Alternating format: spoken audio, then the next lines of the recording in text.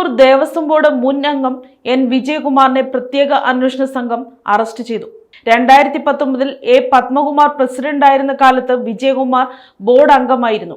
KP Sankardas മറ്റൊരു അംഗമായിരുന്നു. കഴിഞ്ഞ ദിവസം ഹൈക്കോടതിയിൽ നിന്ന് വിമർശനം വന്നതിനെ തുടർന്ന് ചോദ്യം ചെയ്യലിന് ഹാജരാകാൻ ഇരുവരോടും SIT ആവശ്യപ്പെട്ടിരുന്നു. എന്നാൽ ആരോഗ്യ പ്രശ്നങ്ങളെ തുടർന്ന് ആശുപത്രിയിലായിരുന്നുവെന്ന വിശദീകരണമാണ് ശങ്കർദാസിന്റെ ഭാഗത്തു നിന്ന് ലഭിച്ചത്. വിജയകുമാർ ഹാജരായിരുന്നില്ല. ഇതിന് പിന്നാലെയാണ് തിങ്കളാഴ്ച വിജയകുമാറിനെ വീട്ടിൽ നിന്ന് കസ്റ്റഡിയിലെടുത്ത് അറസ്റ്റ് രേഖപ്പെടുത്തിയത്. അതേസമയം മുൻകൂർ ജാമ്യം തേടി ശങ്കർദാസ് കൊല്ലം വിജിലൻസ് കോടതിയെ സമീപിച്ചിട്ടുണ്ടെങ്കിലും അപേക്ഷ ഇതുവരെ പരിഗണിച്ചിട്ടില്ല.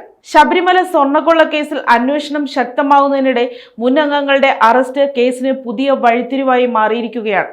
News desk Kottarakkara media.